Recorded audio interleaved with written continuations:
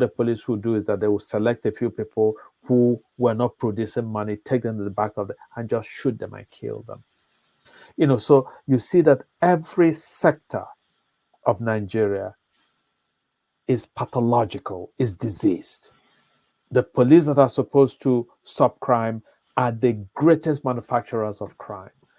So how do we even begin to address all of this? Is it even possible? Yeah, And so I told you when you asked to interview me, I said to you, I no longer understand Nigeria. I've stopped writing about Nigeria. I've stopped following much of Nigeria. And it is that level that at every um, um, minute level of the country, you find this yeah. kind of Every if disease. you pick any segments, yeah, every it's the same thing. I like your analogy with disease. It could either be you'll find a very strong antibiotics, or you may have to amputate the leg, the hand, whatever is impossible to cure. But the whole body is a disease. Is the disease is unbelievable. It's overwhelming. But the thing is this: we have not even tried to say that it cannot. Maybe there's an antibiotic that we've not tried. Nobody's trying anything. We're basically rubbing oil on it. Nobody listen to it. We see that he has not tried. There's He has no ideas either. no. He has no ideas because you say the woman asked him about a strategy for fighting corruption. Yeah. You can see that he has not thought about it. No. And in a lot of ways, it is possible that intellectually he's not equal to the task of thinking about it. But also it is possible that he's hampered ethically because somebody who himself is a repository of corruption cannot be a good a producer even if he of goes good through ideas. transfiguration, even if he goes through transfiguration, he still has people around him who were there when he was doing his own part in the destruction of the country. So those people, he might personally be transformed, even though we have not seen any sign. Those people are not transformed.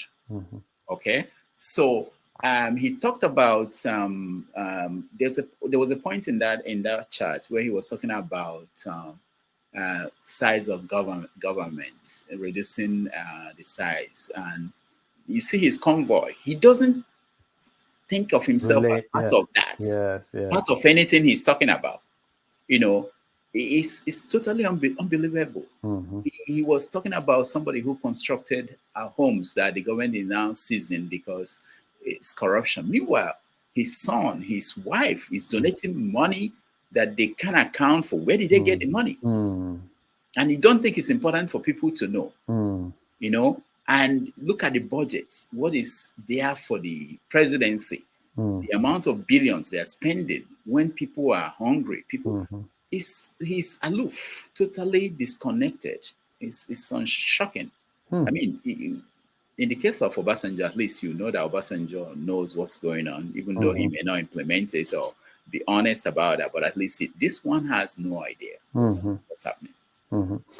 So let me. I think we should sort of segue into. I'd like to ask some questions about our other home, America, the United States. Okay. But before we get there, I'd like to get a bit into your person, your idiosyncrasies.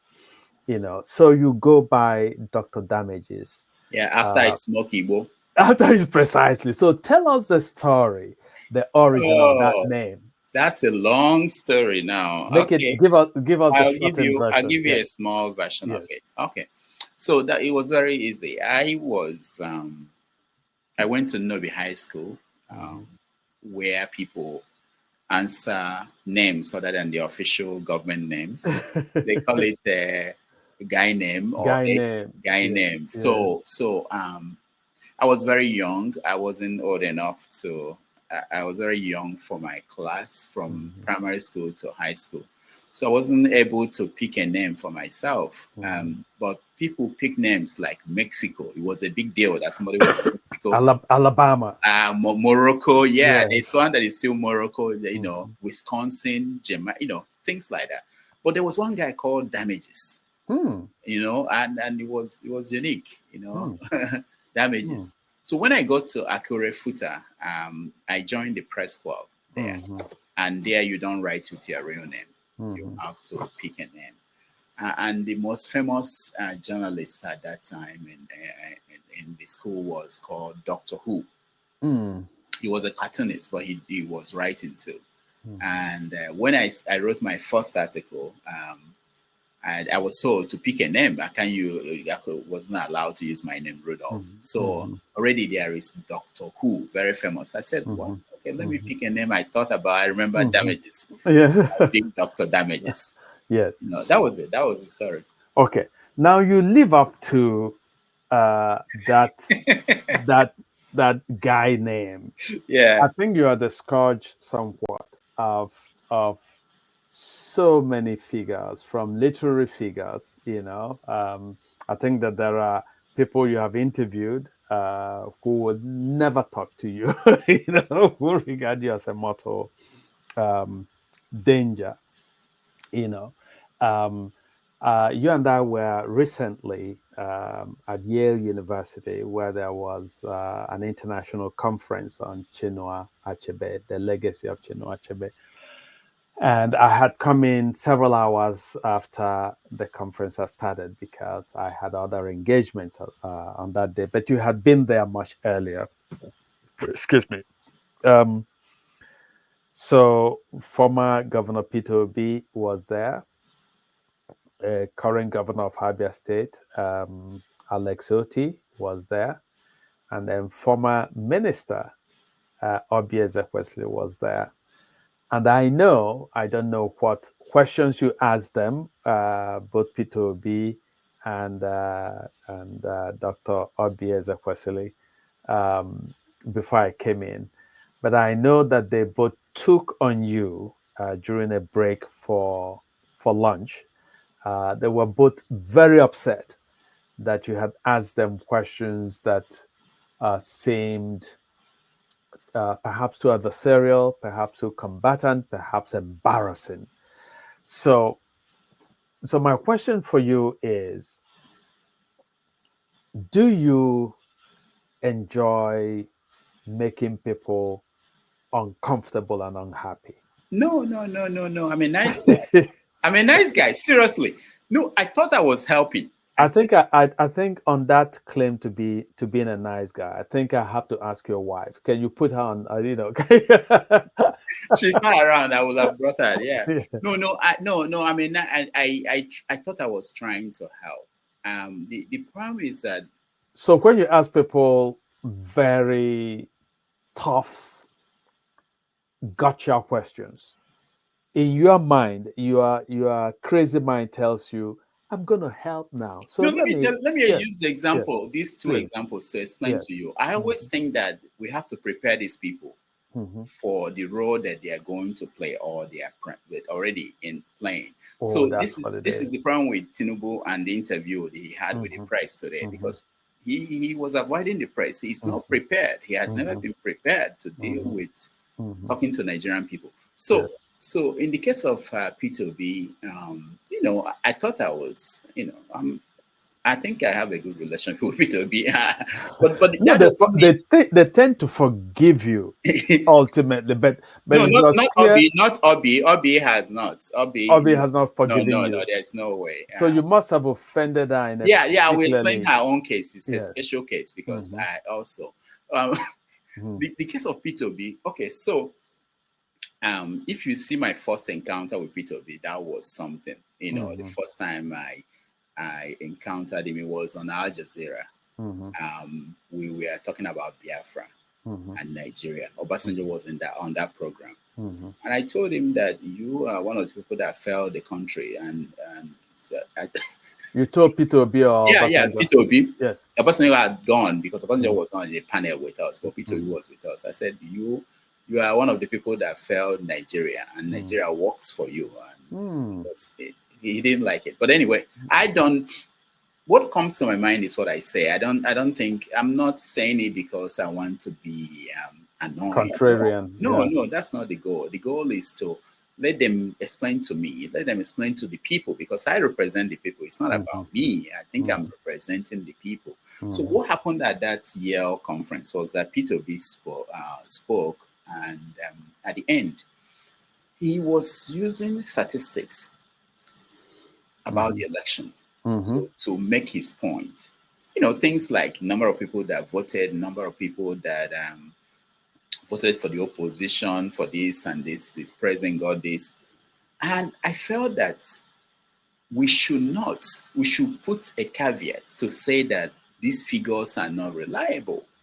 These figures, because we, for a long time, P2B and the Labour and the opposition, PDP, they were all saying that the election was not credible. Now, to come to a conference like Yale and repeat these figures, giving the impression that these figures are true, because 20 years from now, nobody will remember that we basically condemned the election as not being credible.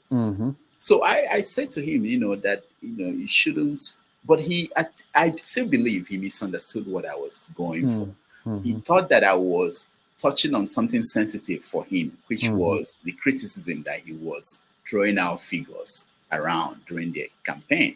So that made him think I was aggressive, attacking him. That wasn't what I was going for. I wanted him to just say that, we have to put asterisks on when we say these figures, because they didn't let people vote. They didn't count the votes everywhere. That was all I was going for. And he was very vicious. He didn't even remember who I was. He was saying, that guy, this guy. I've never seen him like that. He was No. I'm sure Obi remembers you. I don't think. Of course. Yeah. But when he was responding to me, he just ignored that. I was shocked. He was angry. I touched on something that I've never. I didn't know. I didn't think about it. So so when I tried to respond, people held me down. People beside me said, don't, because I wanted to tell him something he used to say, which is that when the premise of an argument is wrong, the conclusion is also wrong. So I was thinking that the premise of what he was saying, they were wrong, and the conclusion should be wrong. But anyway, that was for B. Eventually, we settled it. We sorted it out. Because I had time to spend with during him. lunch. You and I spent time with him, and I was able to. And then, but Obi's own was different. Obi will never forgive, and it didn't start to that day. It didn't start that day. So you had provoked her. Before different occasion. Different occasion. That was when she stopped communicating with me. I met Obi in New York after an event, and we were chatting like this, and we were walking to her car or something. And she told me, she told me, look, you guys are criticizing all the time. It's time for you to come home and participate. That was what she said to me. I said, that would be good. First of all, I said, there are people who are journalists for the rest of their life. You don't have to go into politics. I can decide to do what I'm doing for the rest of my life. You guys go and do your thing. I said, but in any case, for people who want to come and participate, you haven't told us what you saw. You have not told us why you failed. She took offense to that, but it was just two of us that day. Yes. Why did I say she failed? I said, well, as far as I'm concerned, I would nothing changed. Why you? So she told me she was writing books, that she was explain in her books, and I encourage people to always write books when they have experiences, memoirs. Tell us what happened, so that people who may want to come, they learn from you. So I asked her, what books are you writing? What are the titles? What are they about? The first thing she said, the first one was something about solid minerals and due process. I said, no, that's not the book. That's not the book I'm talking about. I'm talking about your experiences as minister. Why did you fail? So that was the last time I saw Obi many years ago. I don't know, more than 8 years now or so. And then I saw her there. And she stood up there and she condemned intellectuals, people like you. that you people are the problem, the reason why Africa is the way it is, and blah, blah, blah. So I stood up there again. I said, Bobby, you've yet to write a book to tell us why you fell. So she didn't find it funny, because she was dominating the panel. She did very well. She made the Peter B look like not ready for prime time, the way she was answering questions, and she was enjoying it, the attention that people were giving to her. So for me to stand up and say that she failed, she was waiting for a chance to hit back at me. They didn't give her a chance. So you saw me when I went to see her after Yeah. she, if not that people were around, maybe she would have given me a slap. No, I don't think she's there.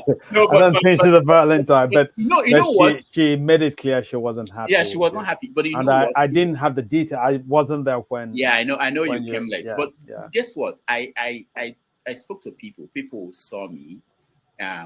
Majority of the people who came to me felt that I asked the right questions. The other people felt that I was. Obi said I was trying to be funny. I wasn't trying to be funny. The other people said I wasn't nice to her, but I didn't think. As far as I'm concerned, I think nobody in any of the governments we've had since 1999 can come out and say that they succeeded in doing what, in what, and the country is the way it is. Yeah. So you're also known for, a certain in your persona in the Dr. Damages, but also in your true identity as, say, the host of 90 Minute Africa. You are known for a certain kind of acerbic take on issues, a kind of irreverent take, say, in your criticism of pastors and overseers. And I love pastors. So you've run into a maelstrom of controversy from some of the skits that you have done mocking. I'm not mocking them. I was just showing what they did so that people will see. That's all. Yes. Okay. I don't want to say another. There's something else about Obi that another encounter with Obi. Let me use another person as an example. So, like Pastor Apostle Suleiman, I'm not the one making him to do the things he's doing. I'm not the one putting him on the front pages of newspapers. But you amplify, and you magnify. No, I don't. I make it clear. People don't understand things until you make it clear to them. So they just take the story. Apostle Suleiman is accused of this, and that's it. But I try to make it people understand what it means. See, a good example is really like the government. Let's say Tinubu. Okay.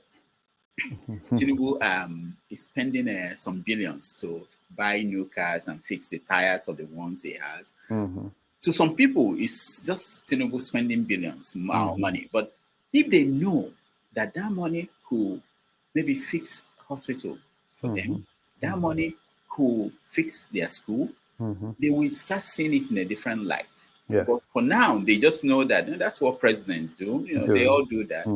But you have to make them see the connection. So that's all I do. I'm just not highlighting it. So you're insisting that you are otherwise harmless. I'm a nice guy. Yes.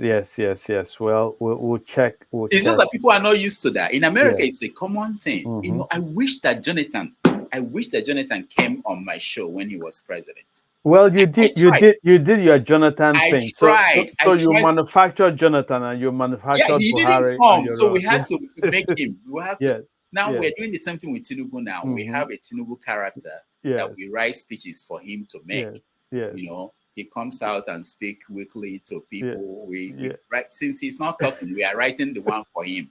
And we are getting him to talk. So this. And of course we've got into trouble a lot with different groups, the pro-Biafra group. Again, because of the kinds of questions, the kinds of skepticism that you exhibit toward their project. You question So everything. so people, yeah, so you get a lot of pushback, you get a lot of insults, people call you all kinds of names, right? Some people will be a bit frazzled if they invited that level of venomous attacks from different sectors that have taken offense at what you say or the persona that you project. How do you take all of that pushback and even insults? I have a lawyer who went through my social media, Mm-hmm. and he was telling me that the cyber bullying law, the one they use to arrest people now, Mm-hmm. that I can actually use it to arrest a lot of people who have been abusing me. No. It's.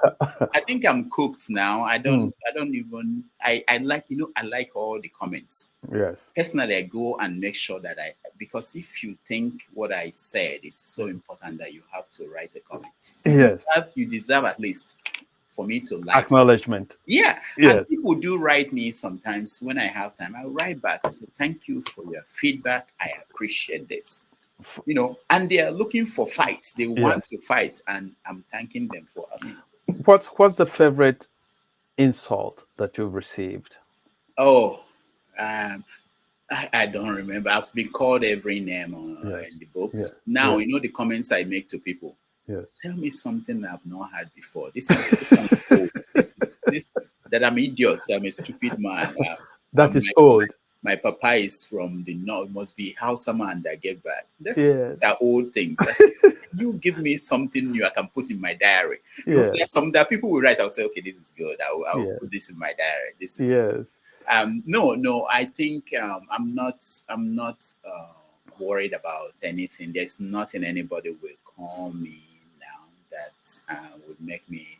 And I've received threats. Let me tell you this one. This one is when we did the Oyedepo slapping Jonathan. Mm-hmm. When Oyedepo slapped that woman, that small girl in his church. Mm-hmm. We did a parody of that. She said, "I'm a wench or something. I'm a witch for Jesus." So we did a parody. We decided because people didn't understand the meaning of that. People just laughed at it and say, "Oh, yeah, that was slapped." Maybe the woman had mentally, they just laughed at that. So we decided that we are going to have Oyedepo, somebody play Oyedepo for us, slapping Good Lord Jonathan, which is me. And when we did that, we did that, people now got the real meaning of a bishop slapping somebody, because now it's Jonathan that he's been slapped. Mm-hmm. And we just posted a picture of the scene on social media. Can you imagine? In 1 hour we had 1,000 comments. Half of them were people were raining abuses that I was going to die. I won't see tomorrow.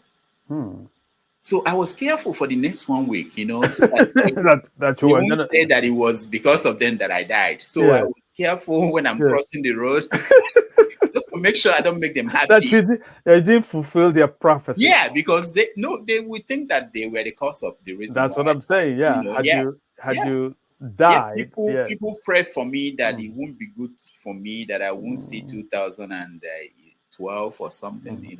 And of course, you rushed and without announcing it, you went and apologized to the bishop, didn't you? No, I wish I would see the. No. There's no way. I met some people that were characters on the show, and they take it. They are not. It's the people around them that get it. Did you ever meet Buhari? I met Buhari. Yeah, I met Buhari. He didn't know who I was. I met Buhari. So Buhari did not know that he was meeting a Buhari. No. Yeah, I interviewed Buhari first. Yeah. That's one, before he became president. I met him when he was president here in New York. And I asked him a question. Oh, he was so mad.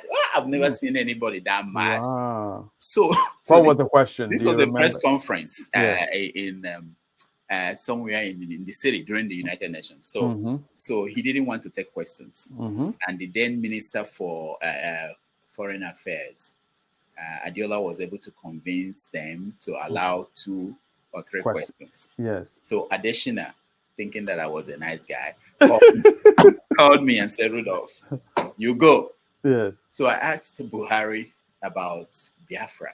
Hey, how dare you? He came all the way from Nigeria to New York, and you carried your Igbo or more Igbo. Yes. He just couldn't believe it that the first question was about Biafra. And it was a nice question. I was saying something about for people who are just like you were asking me here, people who were tired of Nigeria, who now feels that the only solution is to leave Nigeria and be part of the foreign country. What are you going to say? How are you going to bring them back into the fold? I don't know. Something very nice question. But he just had Biafra and just couldn't. It was unbelievable. He couldn't take it. Yes. You know? Yeah. So but the point is and then Jonathan. I never met Jonathan. Okay, you never did. Yeah, but let me tell you this story. This is an interesting story. Please. When Jonathan came to New York, I actually went to see him. I tried to see these people, on one-on-one basis. So I knew Ruben in Nigeria when we were in Nigeria. So I called Ruben. I said, look, I want to interview the president. So I went with Tomato Juice Fatima to interview at the hotel. So we got into the hotel. There were SSS, both America's SSS, Nigeria's SSS. America has its own SSS, right? Yeah. No, they are there to protect the presidents. I know. Yes, so it was. So I felt like, wow, how are we going to make it to the hotel, to the room where Ruben was without these SSS guys? So one of them came to me and said, "You are Dr. Damages." I said, "No." Because I wasn't dressed like Dr. Damages. I said, no, not me. He looked beside me and saw Fatima. Tomato Juice. Said, Tomato Juice. Yeah. At that point, I knew that there was no way I could. So the guy whispered to my ears. He said, "You're doing a good job. You're doing a nice job." I was shocked. This is SSS, Nigerian SSS. I said, okay, so the message is getting to them. So we got to the elevator and I saw Ngozi Okonjo-Iweala. She looked at me like, because we have the Ngo baby, I used to think from Ngo baby. Yes. Those are the good old days. Yes. Anyway, so I wanted to interview Jonathan. We even offered if they want to come, even Ruben, to come to the studio in the city so that we interview them. But this is the way that if they are good politicians, they would have done things like that. But the people around them are the problem. They always think that they are too big, to relate with people. If people know you one-on-one and see that you are probably not as bad as the image we see, maybe, but they are not. So let's get to America. Oh, my favorite country in the world. Yes. A few years ago, I began to reckon up my life. And it occurred to me that I had lived longer in America, at least nominally, than I had in Nigeria. So in statistical terms, I've spent more time in America than I did in Nigeria.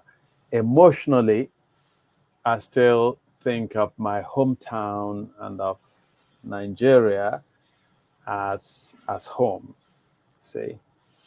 But I have a particular attachment to America, which is a different question. So the first question that I'd like to ask you is, how would you describe your relationship with America? Having lived here for how long have you lived here? For example? I can't remember. More than 20 years. Yeah, let me tell you, getting to 30 years actually. In America. Yeah, I've been here for a long time. So, remember I mentioned that growing up when I was a kid, at 5 a.m. My dad was a teacher, so he woke up. He woke up at as early as 5 a.m. and he would turn on the BBC. He would go from BBC to Voice of America. Mm-hmm. And if you listen to Voice of America, I think they still do that today in Africa, because we don't get it here in America. They tell you stories about America. Mm-hmm. The Making of a Nation. One of their Mm-hmm. most favorite story was The Making of a Nation. So they will start from So American propaganda, which we didn't know it was propaganda yeah. at the time. Yeah. But for me, it's history. They might paint it in a different, paint it the way to favor the telling of the story. But that was how I learned about Abraham Lincoln, or George Washington, whatever is in the history book, the basic stories. So, and then they would also, the news from the Voice of America, they always start by saying Beirut, that time, Yeah. Beirut, Lebanon, whatever is going on there, they tell you. They mention all the trouble spots in the world. They tell you what's going on there. So I learned about America and their story from the Voice of America. So I felt that America was more organized than Nigeria. I was intrigued by their Declaration of Independence, and how they've been struggling to live up to that creed. So yeah, so that was my. I wasn't. I didn't make an effort to come to America at first. It wasn't like while I was in Nigeria, I was trying to come to America. But if I was offered, I would have loved to come to America. But I went to the UK first. It was from the UK that I came to America. So I liked America as an ideal, as an ideal. And I think How has that ideal held up? Your vision of America, that vision that you glimpse from listening to the Voice of America, and that you encountered in books, I'm sure. Yeah. How has it held up or not? No, of course not. But I wrote a published novel called Death on Mount Trashmore. So it's my image of America. So my character had this ideal image of America, but then he died on Mount Trashmore. Trashmore, if you know, there are many Trashmores in America now. What they did, it was in Virginia Beach, the one I used in my novel, was a place they were dumping trash. So at a point, they decided to transform the place. And turned it into a mountain. So they covered it with sand, planted trees, flowers, had fish pond, turned it into a park. It's beautiful. It's still there, So, but one day, the poisons, the toxins inside the mountain, buried inside, started seeping into the fish water to the fish pond, and the fish in the water started dying.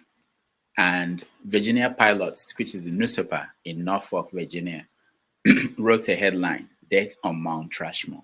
And that became the headline of what happened to my character, who followed the American dream, the ideal, the America he was seeing from outside, which was like seeing the mountain, that beautiful Mount Trashmore, but underneath is toxins and poison and so on. So that's how America is. That's how America is. So sort of a contradiction, a kind of. If you look at it from outside, you see that beautiful mountain where you can play, and there are flowers and things. Sure.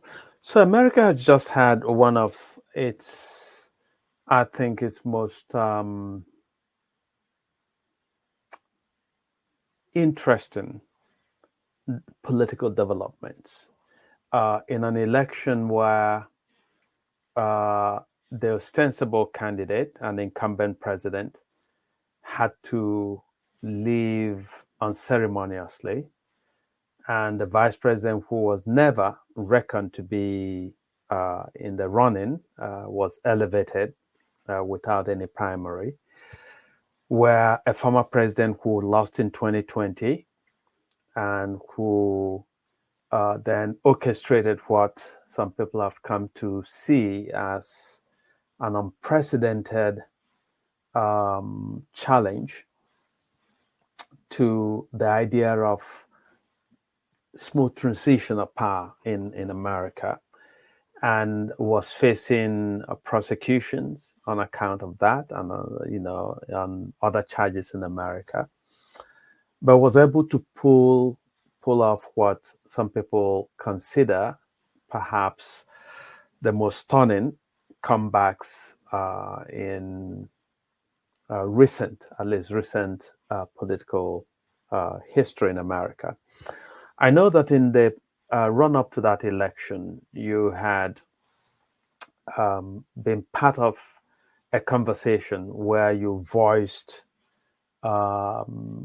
where you joined a particular strain of criticism of this ultimately triumphant candidate, former president and now president-elect Donald J. Trump. And in a skit that you did, you, in your very irreverent way, even suggested that Trump was a more pernicious candidate than Hitler. And I do know from monitoring some spaces that there was a lot of pushback from some Nigerians because, a lot of Nigerians actually admire Trump. So can you speak to that moment when you intervened, what occasioned your intervention, and the terms in which you couched that intervention, and whether so let's start from there. So I consider myself a follower of Trump. I live in New York. Everybody who lives in New York, I don't And mean you've written books on him, yeah, by the way. exactly. Yeah. So I've read a lot about Trump. Mm-hmm. I've followed him. I wrote 2 books now about Trump. I know about Trump more than most people. So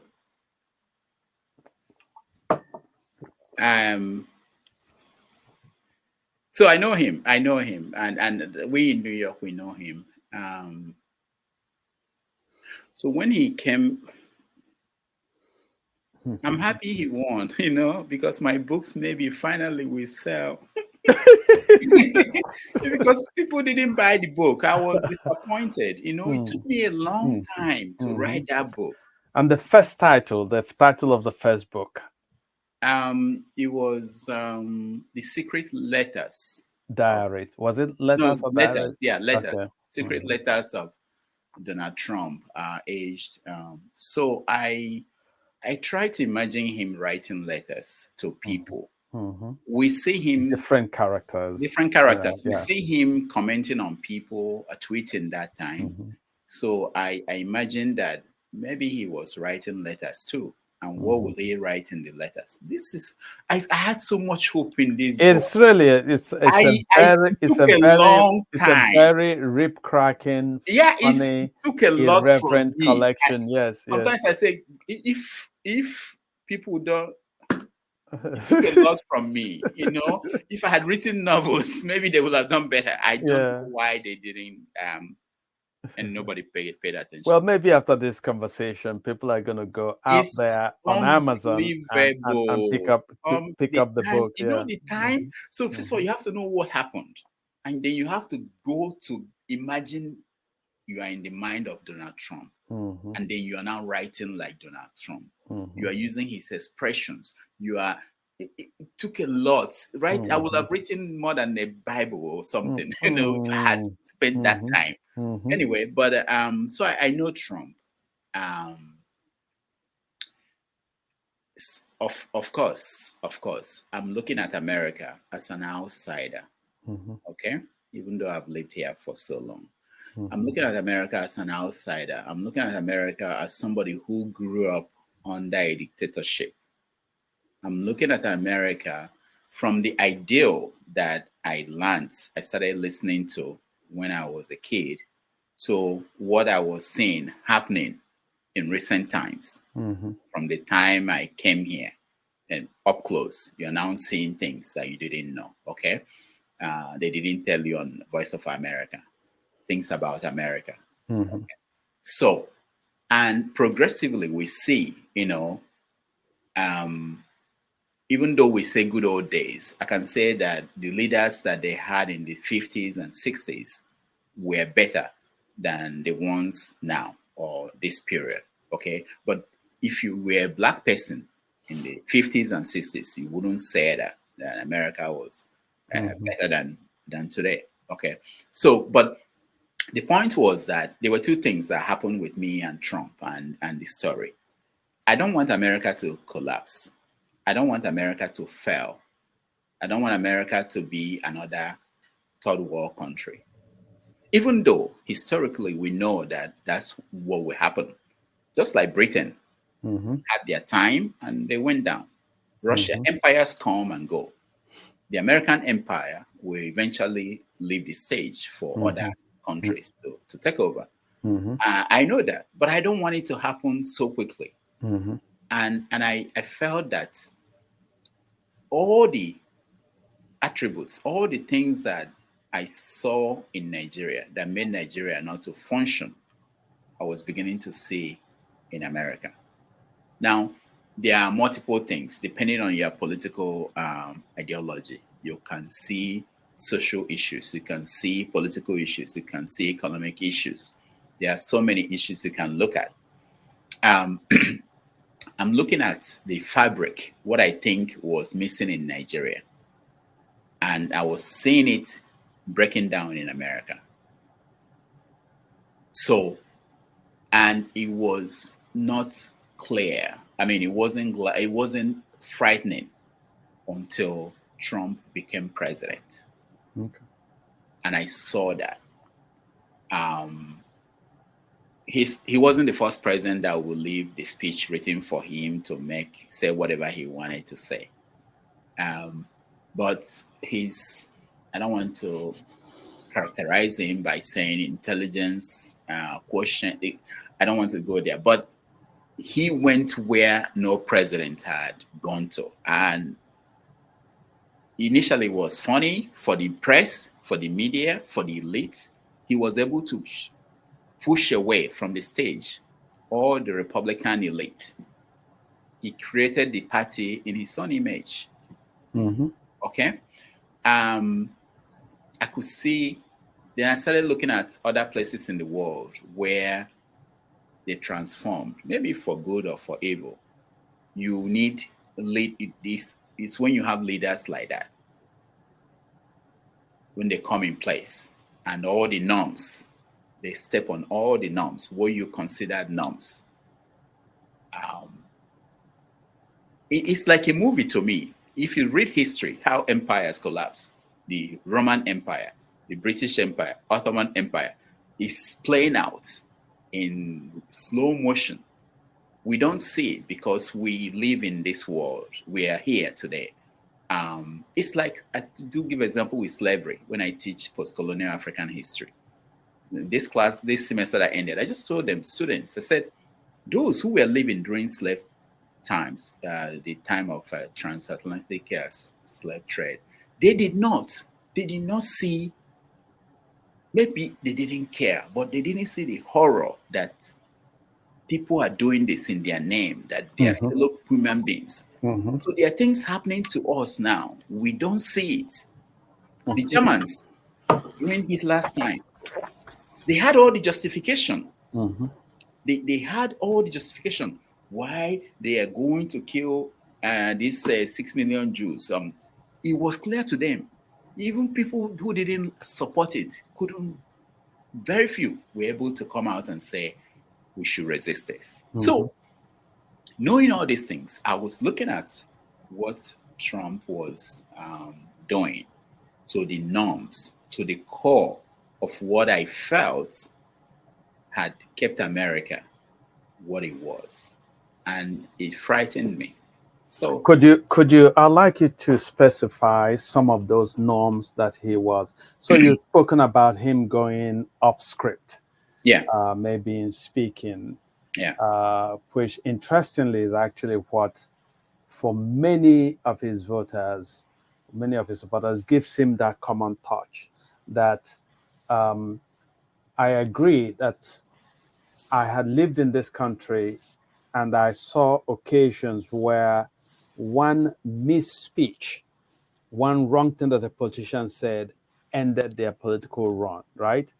But Trump could say, not only could you reveal something bad that he has said, but he could stand on a podium in a debate and, you know, dismiss one of the candidates' wives as ugly. And the people just sort of say, "Wow, this is so refreshing." And I think, yeah. But I'd like to hear sort of your take, because that sort of disturbed me, right? okay, okay, That level. But I like to get a clearer sense of the things that you're calling norms, because I like to play perhaps the devil's advocate in some sense. yeah. So my first constituency is the media, Mm-hmm. the political space. Mm-hmm. Um, we already know what's going on with the media across the world, the Mm-hmm. challenges, Mm-hmm. okay, the way the internet and information flow change and transform the media. Mm-hmm. So every country is struggling on how to adjust. Um, we're having a debate yesterday. One of the things that people don't know that happened in this country is that in the 1950s and 60s and 70s, there were only three radio TV stations or four, and everybody is watching that. Mm-hmm. Everybody is hearing the same story. Mm-hmm. Okay, it was easy. It was very possible for the country to be unified under when the source of information is the same. Mm-hmm. I'm not saying that the model is the best or anything, Mm-hmm. but we're in transition now. This is a Mm-hmm. transitional period Mm-hmm. where you can decide now that all I want to hear is from the conservative side. I can decide that I don't want to hear anything from a black person. Maybe there's a channel that we just show you white people. Mm-hmm. So the society is broken down. Okay. So in this is the period where, and then we had a president is coming back who will stand up and say and point at the media and say these are the enemies of the people. It is inconceivable 20 years ago Mm-hmm. that a president or even a candidate for president will look at the fourth estate and tell the people these are the enemies of the people, and people will hail him no matter what the imperfection, the flaws of the media. Mm-hmm.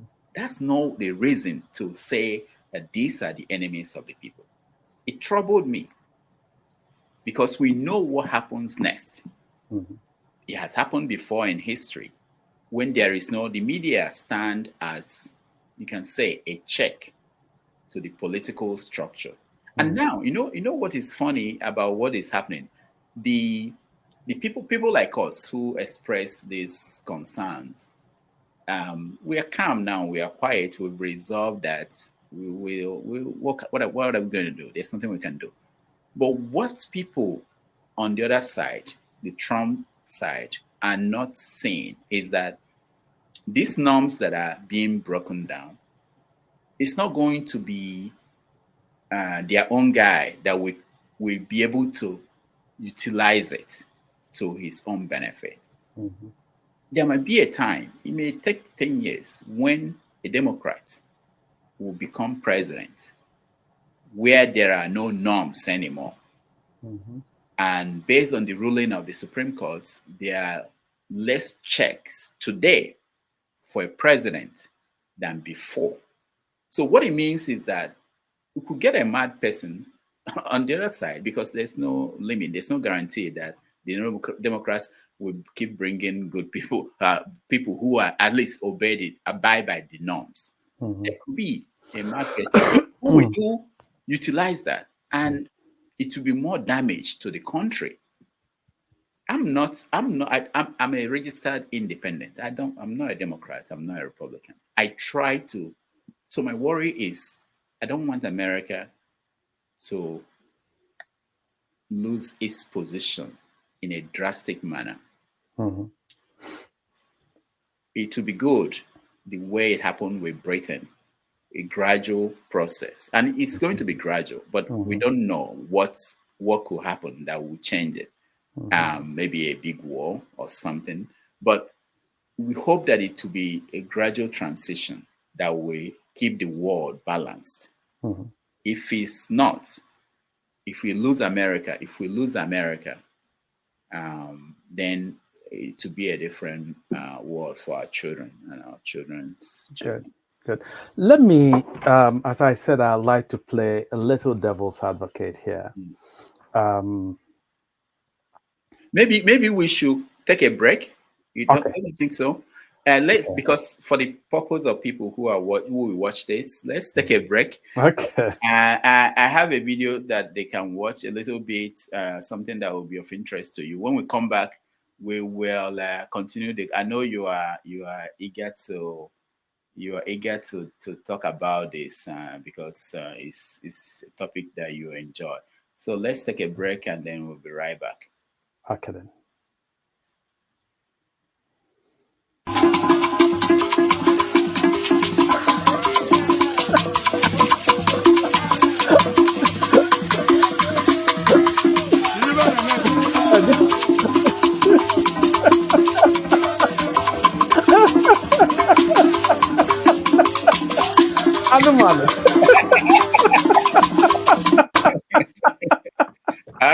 All right.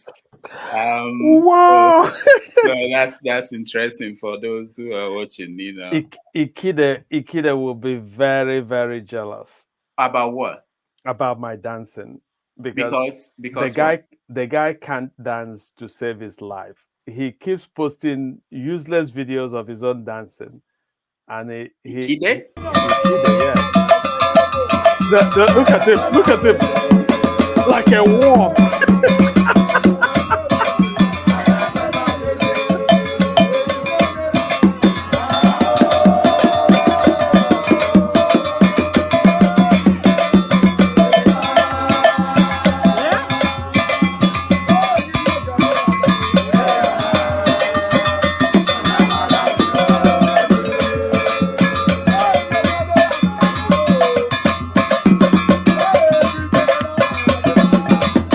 All right, we'll put them side by side and then let the viewers. Of course, I'm the winner. As everybody knows, Ikide dances like a worm that you have poured salt on. You know? So yeah. So so you speak about norms, and you speak about Trump pointing to the media and saying these are the enemies, right? And that kind of attack seems to resonate with his supporters. But I think that there is a fuller picture. So disturbing as that take is, I think that there is a picture that speaks perhaps to the absence of balance in the media that then makes that pointed accusation of the media as the enemy, that makes it resonate with some people. And this is what I mean, that America is in a plague of the breaking of norms, and that Trump is not the cause, but simply a symptom of a much broader phenomenon that we're seeing. And what do I mean? When Trump got elected in 2016, the media and every institution in this country, including the intelligence community, put it out there that he had colluded with Russia, and that this accounted for a surprise victory, because everybody fully expected that Hillary Clinton was on her way to coronation as a president. Trump, shocked the nation and won. And for 3 years in his presidency, the refrain was that he achieved this through collusion with the Russians. And every day, watching the television news and so on, and they told us that the evidence was now a mountain and that is overwhelming. And ultimately, Robert Mueller was, was made a special counsel to look at that question. And it turns out that there was no evidence of collusion between Trump and Russia. And so some people said, oh, but Russia meddled. And the truth is that Russia has meddled in as many American elections as they can manage, just like America meddles in Russian elections. America meddles in Israeli elections, right? Meddles in Nigerian elections. So Russia has always tried to meddle in American elections. So it didn't start with Trump, right? But Russia, I suspect, again, I don't know, but I suspect that Russia will meddle in the American election to create the kind of ultimate friction that happened in America. In other words, to sow discord in America, much more so than saying we want to elect this man. Because if Russia actually wanted to elect somebody, they will go for somebody who is more predictable, i.e. Hillary. You know what you're going to get from Hillary, good and bad, much more so than from an unpredictable Trump. Okay? And we were told through this Steele dossier that was leaked to the media of these salacious details that Trump was somehow in Moscow during one of the Miss Universe pageants when he was running it. And that he had found out that maybe the Obamas had stayed in the same suite where he was staying, and he asked some women who were quote unquote sex workers to start peeing on the bed and so on. So we were told of all this, that Putin had these salacious videos with which he was going to blackmail Trump. And I think that those lies, because they ultimately were lies, because the media was claiming that Trump's lawyer, Michael Cohen, had been in Prague holding some meetings and so on, that there was some link between Alpha Bank and, Trump, doing some kind of back wall communication and so on. The fact that the media would tell these lies, I think, so on the one hand, you find the media telling lies about Trump, which turned out to be lies, because Mueller, apart from Mueller, everybody else on the team, there was Andrew Weissman, who voted for Hillary, was at the Hillary campaign headquarters on election day to celebrate, and went away disappointed. It was the number 2 person on the Mueller team.